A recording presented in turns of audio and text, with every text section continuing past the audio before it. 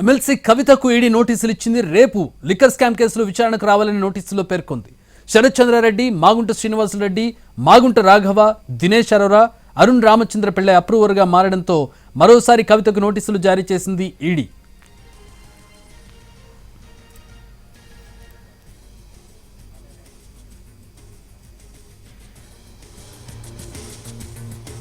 ఇదే విషయానికి సంబంధించి మా ఢిల్లీ ప్రతినిధితో మాట్లాడదాం. మా ప్రతినిధి రాజు లైవ్లోకి అందుబాటులోకి వస్తున్నారు ఈ విషయాన్ని అందజేయడానికి. రాజు, గత కొద్ది కాలంగా స్తబ్దుగా ఉంది. ప్రస్తుతం ఈడీ నోటీసులు ఇచ్చింది కవితకి. నోటీసుల్లో ఏమని పేర్కొన్నారు? ఎన్ని గంటలకు షెడ్యూల్ అవుతోంది రేపు?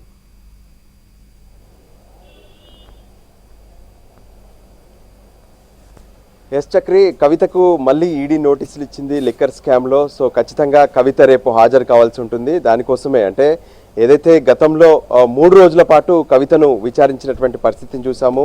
మార్చి నెలలో లిక్కర్ కేసుకు సంబంధించి పలు అంశాలపైన కవిత నుంచి వివరణ కూడా తీసుకున్నారు.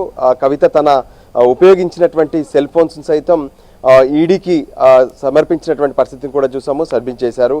సో ప్రస్తుతం అయితే మళ్ళీ కవితకు నోటీసులు ఇవ్వడంలో కొంత కీలక పరిణామాలుగానే చెప్పుకోవచ్చు. ఎందుకంటే ఇప్పటి వరకు జరిగినటువంటి పరిణామాలు కావచ్చు, వీటన్నిటిని కనుక చూస్తే ఖచ్చితంగా ఏదైతే కొంత కీలక దిశగానే ఈడీ అడుగులు వేస్తుందని చెప్పుకోవచ్చు. ఎందుకంటే గత కొంతకాలంగా దర్యాప్తులో వేగవంతం కనిపించినటువంటి లిక్కర్ కేసులో ఇప్పుడు మాత్రం కొంత స్పీడప్ పెంచినటువంటి పరిస్థితి కనిపిస్తుంది. ఎందుకంటే ఈ మధ్య కాలంలో లిక్కర్ కేసులో అరెస్ట్ అయినటువంటి తెలుగు వాళ్ళు, ప్రత్యేకంగా శరత్ చంద్రారెడ్డి, మరో పక్క మాగుంట రాఘవరెడ్డి, ఇంకో పక్క ఏదైతే మాగుంట శ్రీనివాసులరెడ్డి, అంటే రాఘవరెడ్డి తండ్రి ఎంపీగా ఉన్నటువంటి శ్రీనివాసులరెడ్డి, ఈ ముగ్గురితో పాటు వాళ్ళు ఇప్పటికే అప్రూవర్గా మారుతూ స్టేట్మెంట్ ఇచ్చినటువంటి పరిస్థితి కనిపిస్తుంది.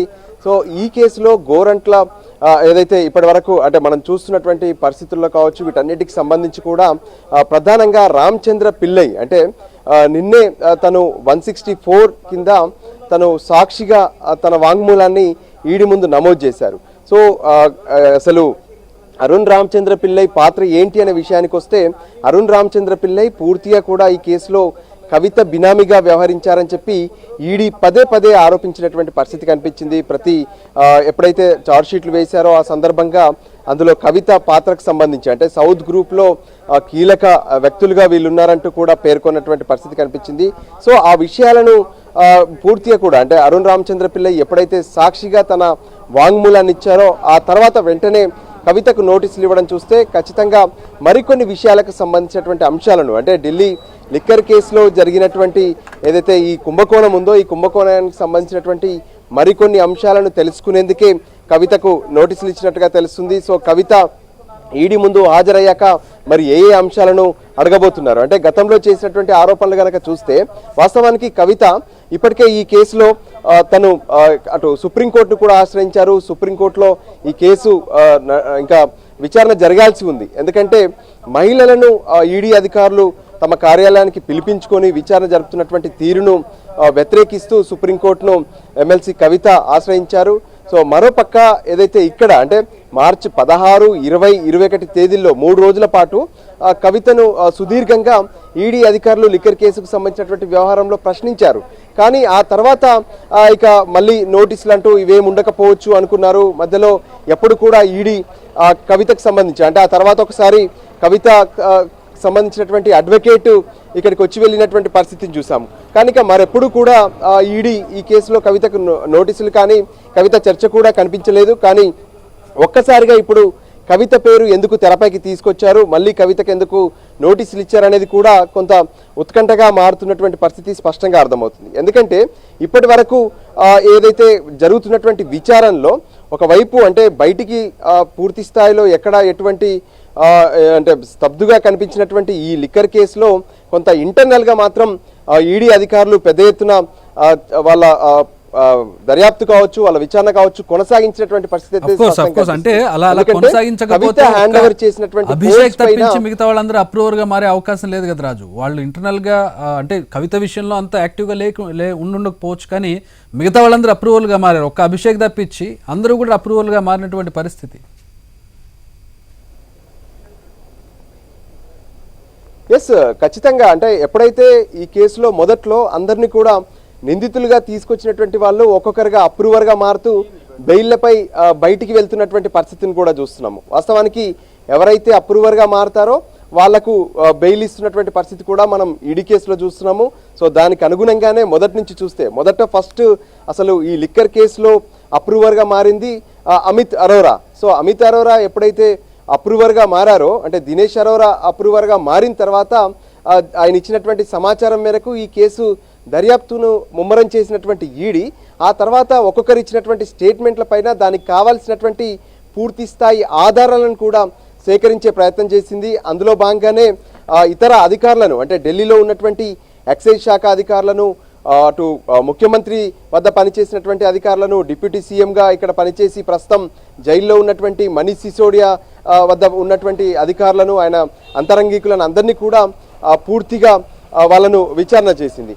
ఆ తర్వాత ఏదైతే ఈ మధ్య కాలంలో చూస్తూ వస్తే, అంటే ఎప్పుడైతే మొదట ఈ కేసులో తెలుగు వాళ్ళ నుంచి మొదట బెయిల్ పొందింది శరత్ చంద్రారెడ్డి, ఇక ఆ తర్వాత మాగుంట రాఘవకు బెయిల్ లభించింది. ఆ తర్వాత శ్రీనివాసులు రెడ్డి తను అరెస్టు కాకపోయినప్పటికీ కూడా పలుసార్లు ఈడీ విచారణకు హాజరైనటువంటి ఎంపీ మాగుంట శ్రీనివాసులు రెడ్డి ఈ మధ్య కాలంలో తను సాక్షిగా వాంగ్మూలాన్ని ఏదైతే ఈడీకి ఇచ్చినటువంటి పరిస్థితి కనిపిస్తుంది.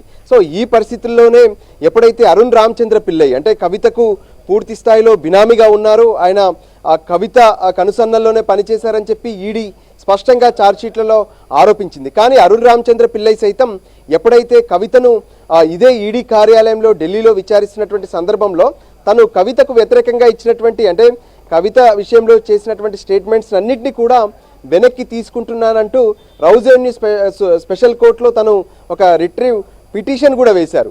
కానీ ఆ పిటిషన్ పైన ఏదైతే పూర్తి స్థాయిలో ఈ కేసు విచారణ సందర్భంగా దాన్ని పరిశీలిస్తామని చెప్పి కోర్టు స్పష్టం చేసింది. కానీ ఇంతలోనే తను అప్రూవర్గా మారుతూ స్టేట్మెంట్ ఇచ్చినటువంటి పరిస్థితి కూడా కనిపిస్తుంది. సో మొత్తానికి కవిత మరోసారి ఈడీ ముందు లిక్కర్ కేసులో హాజరు కావాల్సినటువంటి అవసరం అయితే స్పష్టంగా కనిపిస్తుంది. సో ఇప్పటికైతే కవిత నుంచి, అంటే గతంలో మనం చూసాము కవిత ఎప్పుడైతే ఈడీ ముందు హాజరయ్యేటటువంటి పరిస్థితుల్లో స్పష్టంగా తను ఈడీ ముందుకు హాజరు కాబోతున్నానని చెప్పి అధికారికంగా స్పష్టం చేసినటువంటి పరిస్థితి కనిపించింది. సో దానికి అనుగుణంగానే మరి వాళ్ళు అధికారికంగా ఎటువంటి ప్రకటన చేస్తారు, కవిత హాజరవుతారా, లేదంటే తన తరపున న్యాయవాదిని పంపిస్తారా, లేదంటే మరొక డేట్ కోరుతారా అనేది కూడా మరికొద్ది సేపట్లో స్పష్టత వచ్చే అవకాశం కనిపిస్తుంది. సో మొత్తానికి ఈ లిక్కర్ కేసులో ఈడీ దర్యాప్తు అనేది కొంత కీలకంగా మారుతున్నటువంటి పరిస్థితి కనిపిస్తుంది. రాజు, రాష్ట్రంలో తెలంగాణలో ఉన్నటువంటి రాజకీయ పరిణామాలను దృష్టిలో పెట్టుకున్నా, అంటే బీజేపీకి బీఆర్ఎస్కి లోపాయికారి ఒప్పందం ఉంది, రెండు సమయంతో ముందుకెళ్తున్నాయని వస్తున్నటువంటి ఒక ఆరోపణలు కావచ్చు, కవితను అరెస్ట్ చేస్తేనే బీజేపీకి ఒక శానిటీ వస్తుందని ఇంతకుముందు బీజేపీ నేతలు, ఇక్కడ ఉన్నటువంటి లోకల్ బీజేపీ నేతలు చేసినటువంటి వ్యాఖ్యలు కావచ్చు కొన్ని నెలల క్రితం, అలాగే కొద్ది రోజుల నుంచి మనకు వినబడుతుంది ఒక బిగ్ షాట్ని ఈడీ అరెస్ట్ చేయబోతోంది అని వస్తున్నటువంటి వార్తల నేపథ్యంలో నిజంగా ఇప్పుడు ఒక రకమైన ఉత్కంఠ క్రియేట్ చేసేటటువంటి సందర్భం అని చెప్పుకోవచ్చు నోటీసులు. థ్యాంక్స్ ఫర్ ది అప్డేట్స్ రాజు. మనం స్పష్టంగా చూసాము. సో దానికి అనుగుణంగానే మరి ఎటువంటి నిర్ణయం తీసుకోబోతుంది ఈడీ అనేది కూడా కొంత స్పష్టత రావాల్సి ఉంది. వాస్తవానికి బీజేపీ నేతలు ఈ విషయంలో ఒక స్పష్టంగా, అంటే ఏదైతే కవితను అరెస్ట్ చేసినప్పుడే బీజేపీకి బీఆర్ఎస్కు ఎటువంటి లోపాయికారి ఒప్పందాలు లేవనేది తెలుస్తుంది. కవితను అరెస్ట్ చేయకపోవడం, లిక్కర్ స్కామ్లో ఇతరులను అరెస్ట్ చేస్తున్నారు కానీ కవితను అరెస్ట్ చేయకపోవడం అనేది ఇది బీజేపీ పైన దురాభిప్రాయంగా మారుతుందని చెప్పి కూడా స్వయంగా సీనియర్ నేతలు, బీజేపీలో ఉన్నటువంటి తెలంగాణ సీనియర్ నేతలు స్పష్టం చేసినటువంటి పరిస్థితి కనిపించింది. కానీ ఈడీ, అంటే ఒక రకంగా ఈడీ పైన ఒత్తిళ్లు ఉండే అవకాశాలు కూడా ఉంటాయి. కానీ ఈడీకి పూర్తి స్థాయిలో టెక్నికల్గా కానీ న్యాయపరంగా కానీ వాళ్ళు ముందడుగు వేయాలంటే వాళ్ళకు అన్ని రకాల ఆధారాలు ఖచ్చితంగా ఉండాల్సి ఉంటుంది. సో సాక్ష్యాలు చూస్తారు, టెక్నికాలిటీగా రాజకీయంగా ఇది జరుగుతుందని అని కాదు, కానీ జరుగుతున్న పరిణామాలను దృష్టిలో పెట్టుకుంటే రేపు నిజంగా ఒక ఉత్కంఠ రేపేటటువంటి, అంటే వింటున్నటువంటి వార్తలు కావచ్చు, ఊహాగానాలు కావచ్చు, ఇప్పుడు ఇమ్మీడియట్గా చోటు చేసుకుంటున్నటువంటి పరిణామాలు, తెలంగాణలో ఉన్నటువంటి పరిస్థితులను బట్టి నిజంగా ఒక ఉత్కంఠను కలగజేసేటటువంటి విచారణ అవుతుందేమో రేపని. ఖచ్చితంగా ఎప్పుడైతే కవిత ఈడీ ముందు హాజరైతే మాత్రం ఏం జరగబోతుంది అనే దాని మీద పెద్ద ఎత్తున ఒక ఉత్కంఠ భరితమైనటువంటి చర్చ ఖచ్చితంగా కొనసాగుతుంది. ఎప్పుడైతే ఈ కేసులో ఇక కవితను విచారించకపోవచ్చు అనుకున్నారు, ఎందుకంటే తను కావాల్సినటువంటి సమాధానాలు అన్ని కూడా ఈడీ ముందు చెప్పారు. అంతేకాదు ఆ ఫోన్లు ఎందుకు మార్చారు అనే విషయం పైన ఈడీ పదే పదే అడగడంతో తను ఇవ్వాల్సినటువంటి ఫోన్స్ అన్నీ కూడా ఒక కవర్లో పెడుతూ తను ఎప్పుడైతే తన ఈ నివాసం నుంచి ఈడీ కార్యాలయానికి విచారణ సందర్భంగా హాజరయ్యే ముందు ఆ ఫోన్స్ అన్నీ కూడా చూపించి ఈ ఫోన్స్ అన్నిటినీ నేను ఈడీకి సబ్మిట్ చేయబోతున్నానని చెప్పి కూడా స్పష్టం చేశారు. సో దానికి అనుగుణంగానే ఆ ఫోన్లలో సంబంధించినటువంటి డేటా ఏమైనా సేకరించారా, వాళ్ళు ఫోరెన్సిక్ ల్యాబ్ నుంచి ఏమైనా సమాచారం వచ్చిందనేది కూడా కొంత కీలకంగా మారబోతుంది. ఎందుకంటే ఆ ఫోన్లను పూర్తి స్థాయిలో పరిశీలించిన తర్వాత అందులో డేటా పైన కూడా కవిత నుంచి కొన్ని వివరాలు తెలుసుకోవాల్సి ఉంటుంది. అంతేకాదు ఇప్పటి వరకు సాక్షులుగా మారినటువంటి వాళ్ళు మరి కవిత విషయంలో ఏం చెప్పారు అంటే, మనీష్ సిసోడియా ఇప్పటికే జైల్లో ఉన్నారు, ఆయనకు సంబంధించి ఆయన ఎక్సైజ్ శాఖ మంత్రిగా ఉన్నారు ఆ సమయంలో, ఆయనతో పాటు కవిత పాత్ర పైన వీళ్ళు ఇచ్చినటువంటి స్టేట్మెంట్స్ ఏంటి అనేది కూడా కీలకంగా మారబోతుంది. సో ఫైనల్గా చూస్తే మాత్రం ఎప్పుడైతే ఆ కవిత కనుక ఈడీ ముందు హాజరవుతాయి అంటే గతంలో కూడా 3 రోజుల పాటు పెద్ద ఎత్తున చర్చ సాగింది. మార్చి 16 ఆ తర్వాత 20, 21 తేదీల్లో కవిత ఈడీ ముందు ఎప్పుడైతే హాజరయ్యారో ఆ సందర్భంగా కవితను అరెస్టు చేస్తారు ఈ రోజు అని చెప్పి కూడా మనకు పెద్ద ఎత్తున స్పెక్యులేషన్స్ వచ్చినటువంటి పరిస్థితి కనిపించింది. కానీ ఆ సందర్భంగా ఏం జరగలేదు.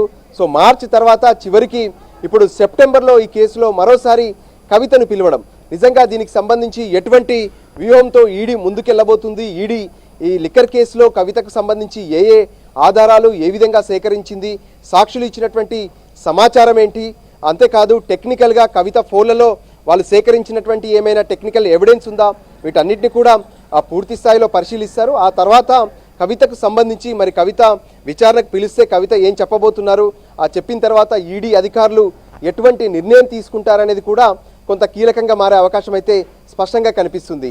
Chakri, alright, thanks for the updates Raju. మొత్తానికి ఈడీ నోటీసులు జారీ చేసింది కవితకి. గతంలో 3 సార్లు అటెండ్ అయినటువంటి పరిస్థితి. మళ్ళీ ఈడీ లిక్కర్ స్కామ్ కేసులో మరోసారి ఈడీ హాజరు కావాలని చెప్పి కవితకు నోటీసులు జారీ చేశారు. రేపు విచారణకు హాజరు కావాలని చెప్పి ఆవిడకి నోటీసులు వెళ్ళాయి.